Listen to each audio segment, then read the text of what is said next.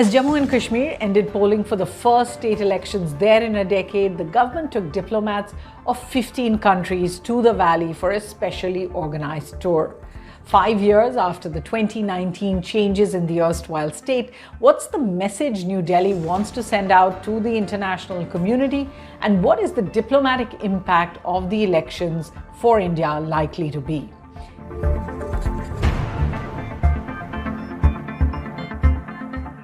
Hello and welcome to Worldview at the Hindu with me, Suhasini Haider.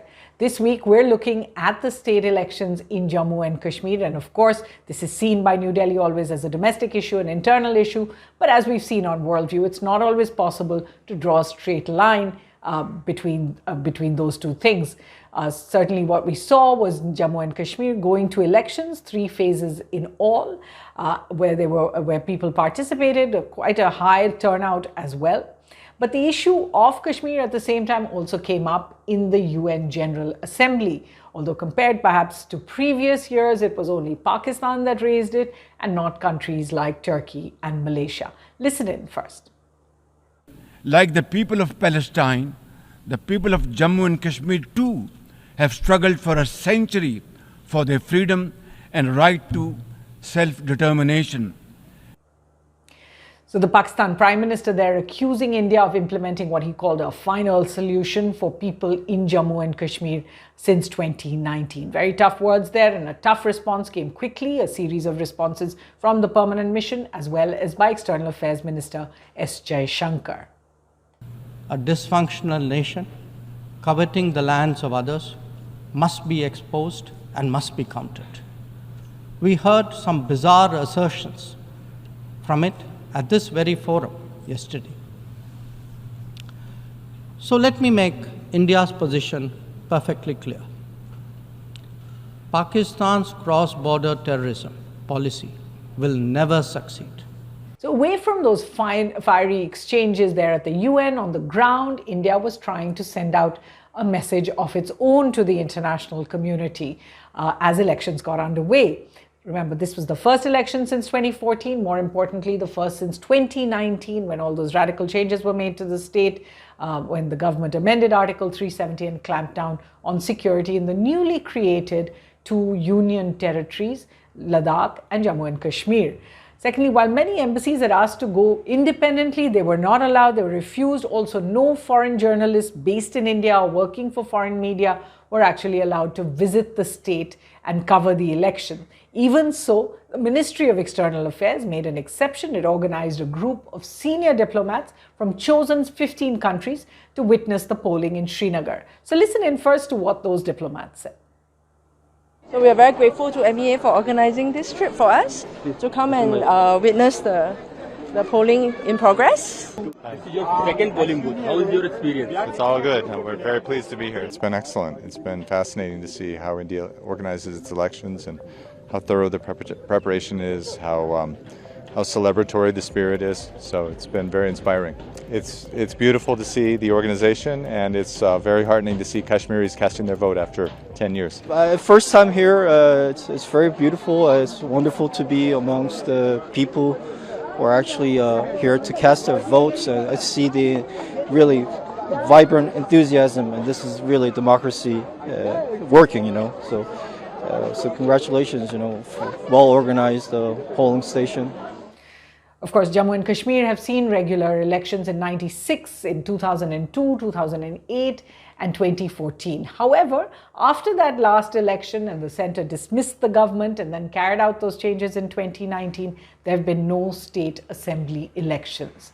The changes, and let's get you up to speed on those changes because it happened 5 years ago, and of course there's been so much commentary about it, but in fact there were actually 4 basic changes that the government undertook and came to with some amount of international protest on each one. The first is the legislative move, an amendment to Article 370 and to abolishing 35A that deals with property and movement in the state, really. Now remember, for one, Article 370 was actually based on the 1948 Instrument of Accession that brought Jammu and Kashmir into India. And therefore, Article 370 can't be abrogated since it is part of the Instrument of Accession.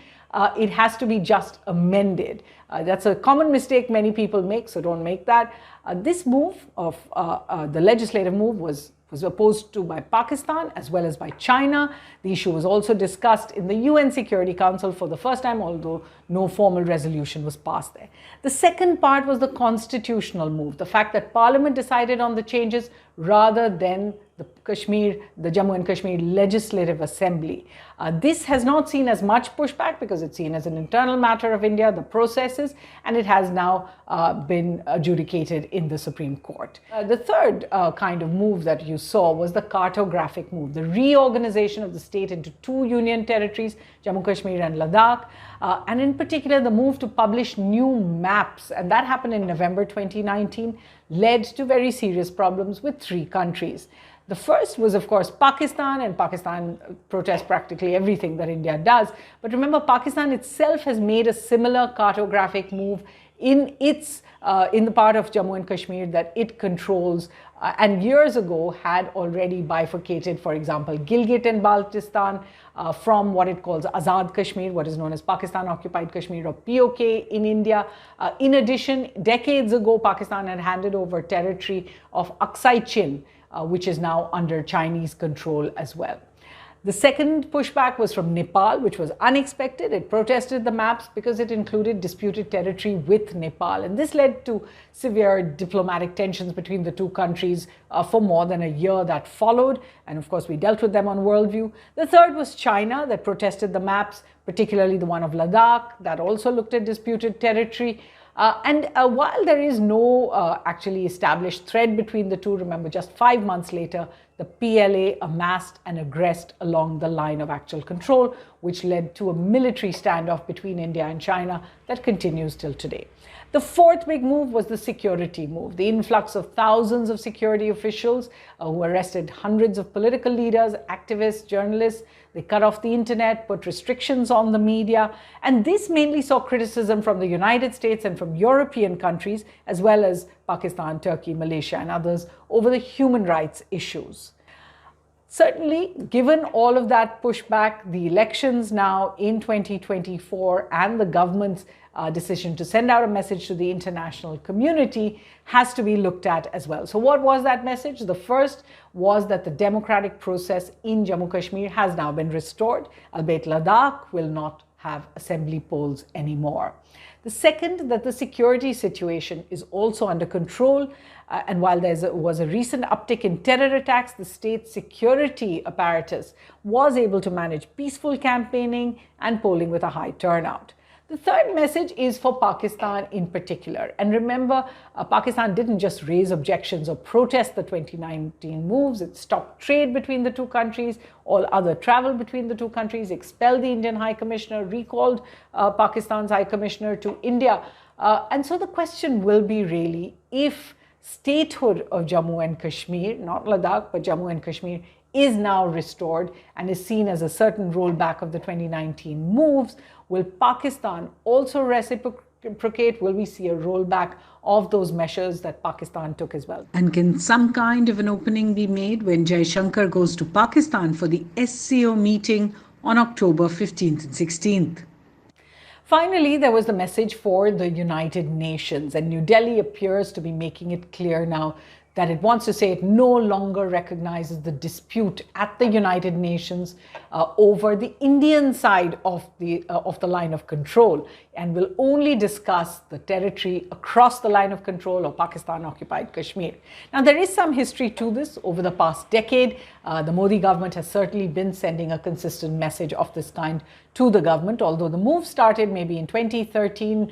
We saw India asking the UN Military Observer Group on India and Pakistan, or UNMOGIP as it's known, to shut down its operations. In 2016, India then publicly announced that its soldiers had crossed the UN-monitored line of control for operations. This was after the Uri terror attack. In 2019, of course, there were the moves on Article 370, the bifurcation of the state, and the government signaling really that the status quo of the past does not matter. So what's Worldview's take on this very complex issue? The fact that New Delhi showcased the elections in Jammu and Kashmir for the international community in that very controlled tour it took indicates that it is still sensitive to international opinion on what it maintains as an internal issue. The absence of violence does not mean peace. And while there is little international patience for Pakistan's narrative of the issue, as well as for any attempts at cross-border terrorism, India will always be watched diplomatically, not only for its efforts to restore the democratic process of a statehood, but to ensure human rights that it has committed to in several universal declarations. So let's get you some Worldview reading recommendations. And of course, it's a complex issue. So much keeps changing. So I would certainly urge you to read www.thehindu.com. Follow my colleague based in Srinagar, Pirzada Ashik in particular, but there are some books that could help you as well. The first book, and I reviewed this for The Hindu as well, called A Dismantled State, The Untold Story of Kashmir After Article 370. This is by a journalist, Anuradha Bhasin, who talks about exactly what happened at that time. There wasn't so much known because, the internet was cut off. So it is really a very engrossing read. The second is a book called The Kashmir Conundrum, The Quest for Peace in a Troubled Land. This is by General N.C. Vij, who's really was not just posted there, was responsible for some of the strategic moves, the confidence building measures, the fence across the line of control as well. The third is a book called The Limits of Influence, America's Role in Kashmir by Howard Schaefer, and it really looks at the kind of interest America took in the Kashmir dispute and perhaps doesn't anymore. It is an older book, but very interesting to read. The fourth, by another former diplomat, also a former politician from Pakistan, is a book called Magnificent Delusions, Pakistan, the United States, and the Epic History of Misunderstanding. This is by Hussein Haqqani, and if you haven't already read it, it's a must read. The fifth is a poignant memoir. It's called The Long Season of Ashes by Siddharth Gigu. It's about what happened to the Kashmiri Pandit community in the early 90s and their constant quest really to try and go back home to the state, which really has not been fulfilled yet. And finally, if you're interested in the nitty-gritty and the documents, there's the Kashmir Dispute, 1947 to 2012. This is by A.G. Nurani, and it's certainly a very, very comprehensive volume. A.G. Nurani, of course, passed away recently, but there is his volume of work that you can always refer to. We hope you enjoy reading this. We hope you enjoy your research. And from the team at Worldview, join us again. Thanks for watching.